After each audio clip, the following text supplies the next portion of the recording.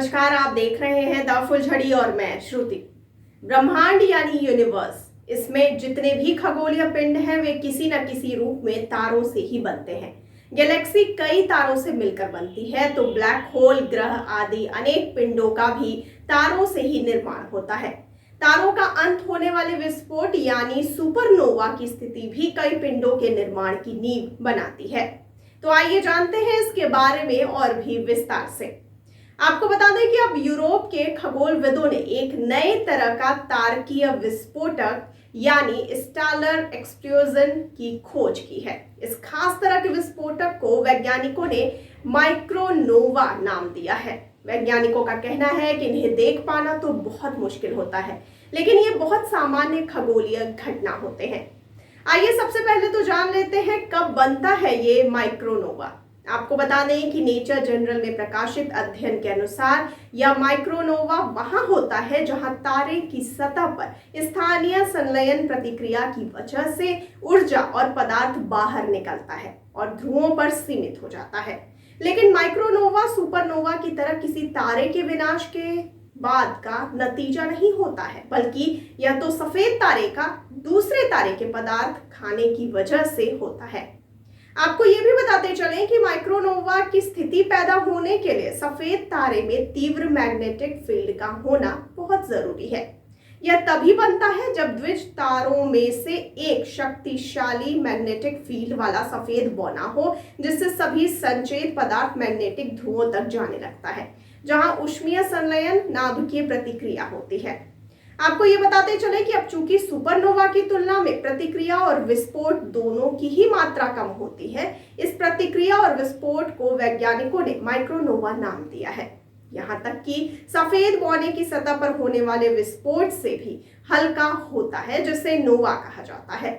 लेकिन माइक्रोनोवा नाम होने के बाद भी यह विस्फोट बहुत ही शक्तिशाली होता है, जो बौने के ध्रुवों पर होता है लेकिन ग्रहों तक को उड़ाकर खत्म करने में सक्षम होता है।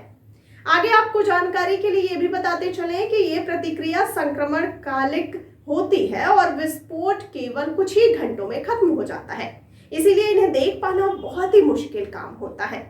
शोधकर्ताओं ने पहला विस्फोट नासा के ट्रांजिटिंग एक्सप्लोरेट सर्वे सैटेलाइट यानी TESS के सर्वे के आंकड़ों का अवलोकन करते समय पाया था।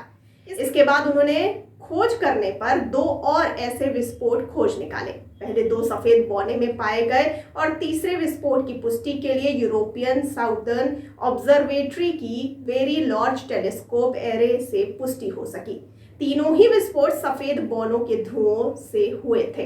आपको बता दें कि यह पड़ताल दर्शाती है कि ऐसे माइक्रोनोवा ब्रह्मांड यहाँ तक कि हमारी गैलेक्सी में भी बहुत सामान्य घटना के तौर पर होते हैं, लेकिन कम समय की घटना होने के कारण इन्हें देख पाना बहुत मुश्किल होता है।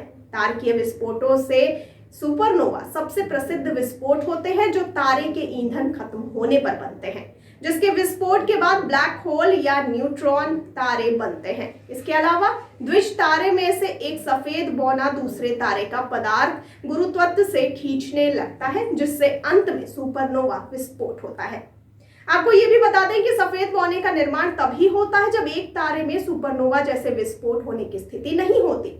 हमारी सूर्य भी अरबों सालों बाद ऐसी ही स्थिति में पहुंच जाएगा। सफेद बौने भी न्यूट्रॉन तारे, ब्लैक होल की तरह बहुत ही संकुचित पिंड होते हैं जो तारे के ईंधन के खत्म होने के बाद बनते हैं। इसके अलावा अति विशाल तारे से हाइपरनोवा, दो न्यूट्रॉन तारों के टकराव से किलोनोवा जैसे उच्च ऊर्जा विस्फोट भी होते हैं। आगे आपको बता दें कि इसके अलावा एक चमकीले तारे की दिखने वाली धुंधले हो जाने वाली संक्रमण वाली घटना को दिया गया नाम है, जो केवल द्विज तारों में सफेद बौनों के साथ होती है।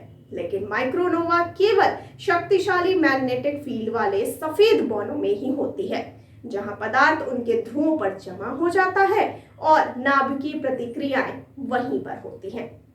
तो आपको ब्रह्मांड के इस रहस्य के बारे में, इस जानकारी के बारे में कैसा लगा?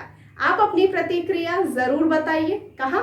कमेंट सेक्शन में। जी हाँ, और इसके साथ ही हमारे चैनल को लाइक, सब्सक्राइब और शेयर करना बिल्कुल ना भूलिए। और मुझे दीजिए इजाजत, लेकिन आप कहीं मत जाइए, बने रहिए द फुलझड़ी के साथ। धन्यवाद।